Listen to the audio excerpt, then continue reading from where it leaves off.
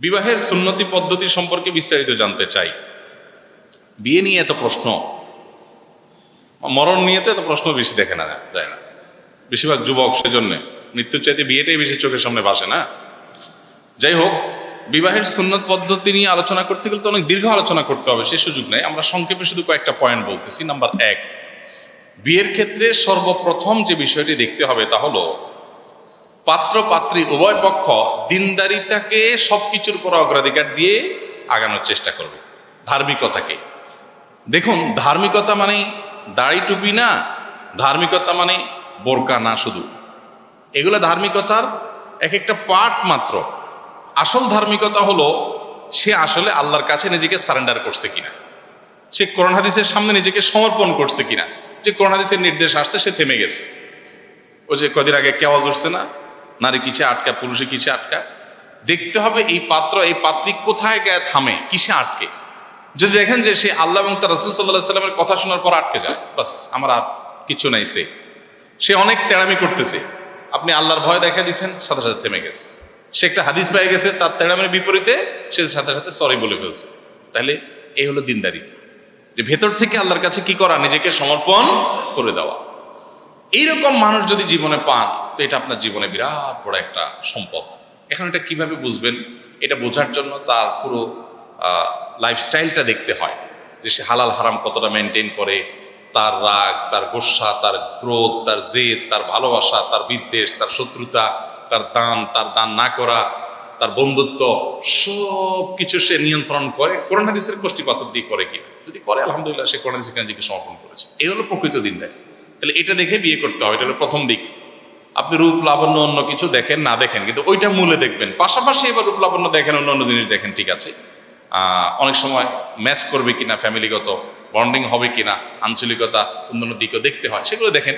কিন্তু মূল বিষয় দেখবেন কি, দিনদারিতা, ধার্মিকতা আছে কি নেই। এই ধার্মিকতা বুঝতে গিয়ে অনেক সময় অসুবিধা হয়। অনেক দিন মেয়ে ছেলে নামাজ পড়ে, দাড়ি রাখে, হ্যাঁ, টুপি একটা দিছে, জুব্বাও পরে, মনে করছে দিনদার, তলে তলে যায় দেখে যে চরিত্রহীন। আবার মেয়েরে বোরকা পরা দেখছেন, মাদ্রাসা পড়া দেখছেন, এরপর দেখলেন যে দুইটার সাথে সম্পর্ক, অথবা দিনের ধারে কাছে নেই। তো এই জন্য প্রকৃত দিনদারি কি, এটা বোঝার চেষ্টা করা, ভেতর থেকে সে আসলে দিন কি কতটা গ্রহণ করেছে এটা দেখা দরকার। এক। দ্বিতীয়ত হলো আদর্শ সুন্নাহসম্মত বিয়েতে মহর হবে সহনীয় পর্যায়ের। মেয়ে পক্ষ জুলুমের মহর ধরবে না, সহনীয় পর্যায়ে মহর ধরবে। যে মহরটা ছেলে দিতে পারে, যৌক্তিক 10 লাখ 20 লাখ ধরলো, ছেলেরে আপনার মুড়ির মতো ভাজলেও 10,000 বাইর হবে না। তাহলে কি লাভ হবে? মহর ধরবেন সহনীয় এবং যৌক্তিক, যেটা ছেলে দিতে পারে। দিতে পারবে না অযৌক্তিক মহর ধরে বসে থাকবেন, এটা হবে না, এটা সুন্নাহসম্মত না। নবী সাল্লাল্লাহু আলাইহি ওয়াসাল্লামের বহু হাদিস আছে এই প্রসঙ্গে, সাহাবায়ে কেরাম থেকে অনেক হাদিস বর্ণিত আছে।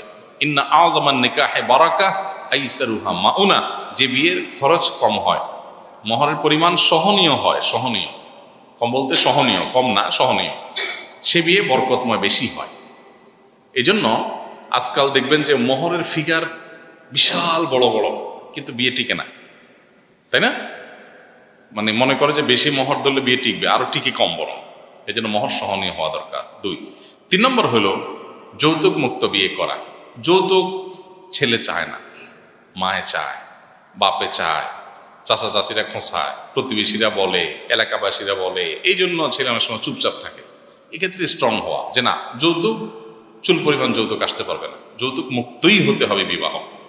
এই দেশে যৌতুকের যে অভিশাপ, এটা এদেশের রগে রগে, শিরায় উপশিরায় ছিল এদেশে। কারণ যে হিন্দুদের মধ্যে এবং কোনো কোনো আমাদের পার্শ্ববর্তী ভারতের আপনার কোনো কোনো অঞ্চলে তো এমনও আছে যে আপনার মেয়ে হয়েছে মানে তাকে বিয়ে দেওয়া হলো একটা জীবনের সবচেয়ে কঠিন কাজগুলোর একটা। এত গহনা দিতে হয়, টাকা দিতে হয়, যৌতুক দিতে হয়। তো সেই সমস্ত তাদের প্রথাগুলো আমাদের মধ্যে এমনভাবে এসে গেছে যে মুসলমানরাও যৌতুক নির্ভর হয়ে গেছে। এই দেশকে যৌতুক মুক্ত করার পেছনে প্রধান এবং বলতে পারি একমাত্র অবদান হলো আলেম ওলামাদের। ওলামা একরাম ওয়াজ মাহফিলে, মিম্বরে যৌতুকের বিরুদ্ধে যেভাবে সংগ্রাম করেছেন, সেই সংগ্রামের ফসল হিসাবে যৌতুক আলহামদুলিল্লাহ এদেশ থেকে অনেকটাই চলে গেছে। নামকা আছে, যেটুকু আছে এটুকুও চলে যাবে। ওলামাদের এরকম আরো বহু অবদান আছে সমাজ সংস্কারে, সেগুলো হয়তো সেকুলাররা স্বীকার করে না। বা ইসলাম বিদ্বেষীরা স্বীকার করে না, কিন্তু তাদের বিবেককে জিজ্ঞেস করলে তারা দেখবে যে ওলামা একরামের এরকম আরো বহু অবদান আছে। এই যৌতুক মুক্ত বিয়ে হতে হবে। তাহলে 3 নম্বর, আদর্শ মাস্তুন বিয়ে হতে হবে কি মুক্ত? যৌতুক কিন্তু শুধু খাট পালং আর টাকা পয়সা যৌতুক না, আজকাল খাবারও যৌতুকের অন্তর্ভুক্ত। খাবার কিরকম? মেয়ের বাপের বাড়িতে, শ্বশুর বাড়িতে এক গাদা মানুষ নিয়ে যায় খাইয়ে আসলেন, এটা হলো খানার যৌতুক। বুঝেন নাই? আপনি টাকা পয়সা নেন না, খাট পালং নেন না, কিন্তু 200-300 লোক নিয়ে যায় বেচারার বাসায় খাইয়ে আসলেন।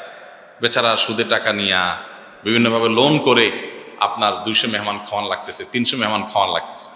খুশি হয়ে তার আছে অডেল, সে নিজের এমনি মেহমান খাওয়াবে, আপনারও কিছু খাওয়াইলো, সেটা ভিন্ন বিষয়, কিন্তু এটা বন্ধ হওয়া উচিত। এই রসমটাই বন্ধ হওয়া উচিত। মেয়ে বাবার কোনো খাওয়ান নাই, খাওয়ান হবে ছেলের। তো সেখানে এই বরযাত্রী নামক বদযাত্রা, এটা বন্ধ করতে হবে। এটা বদযাত্রী না, এটা কি? বদযাত্রী।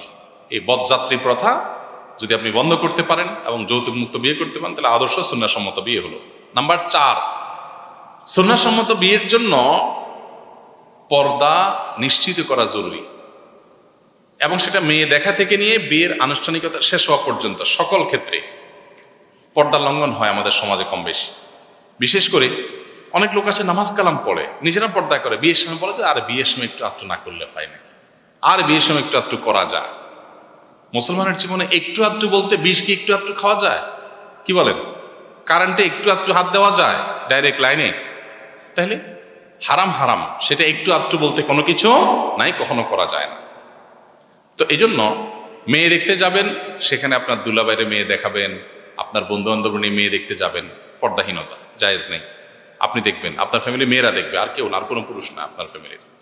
এরপরে যে বিয়ের অনুষ্ঠানে সেখানে মেয়ে পুরুষ ঢলাঢলি, মাখামাখি, পর্দা লঙ্ঘন, হ্যাঁ, ছেলেরে বসা রাখবেন মূর্তির মতো, মেয়েরা এসে পাশে দাঁড়ায় ছবি নিল, মেয়েরে বসা রাখলেন মূর্তির মতো, সেখানে ছেলেরা সবাই দেখলো। বিয়ে করলেন আপনি, মোহর দিলেন আপনি, মেয়েটারে সাজায় গজায় প্রদর্শন করে দেখতে দিলেন সবাই। কত বড় নির্বুদ্ধিতা বলেন! এটা কোনো কথা?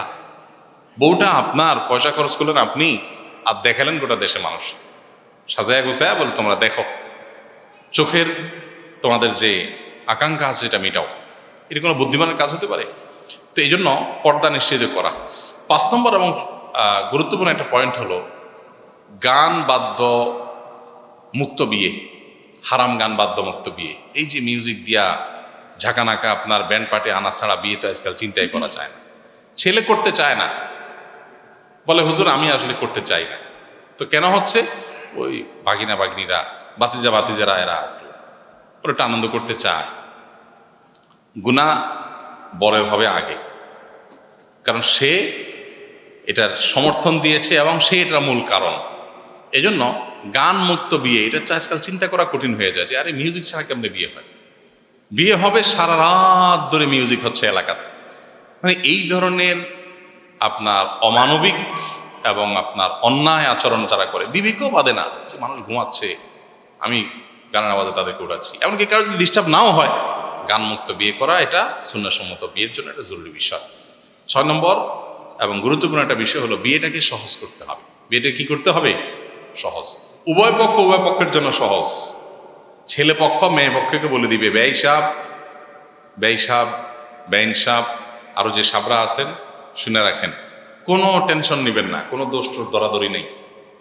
বাস আপনারা আপনাদের মতো চেষ্টা করবেন ভালো করার, আমরা আমাদের মতো চেষ্টা করবো ভালো করার। বিয়েতে দোষ দরাদরি এত বেশি হয়, এটা হয়েছে কেন, ওইটা খাইছে কেন, এটা এদিক বাঁকা হয়েছে কেন, ছেলের পক্ষ মেয়ের সাজার মধ্যে এইটা দিল না কেন, ওই আইটেম বাদ হইল কেন, ছেলে বাঁকা হয়ে বসছে কেন, সোজা হয়ে বসছে কেন, এই কথা বলছে কেন, ছেলের বাপে দেরি করছে কেন, মেয়ের বাপে কথা ঠিক রাখে, এই রে বাপ রে বাপ, অমুকরে আগে বলছে কেন, তমুকরে পরে বলছে কেন। মনে করেন দাওয়াত দিছেন, তো দোষ ধরবে, দাওয়াত দিছেন সেই কবে বলে রাখছেন, আর একটু মনে করার নাই, আবার মনে করাইছেন, দোষ হবে যে ভাই বলছেন তো একবার, এতবার বলার তো কিছু না, একটা বিয়া আর বলেন নাই তো কথাই নাই, ভাই বলেনই নাই, আমাদের মানুষ মনে করে।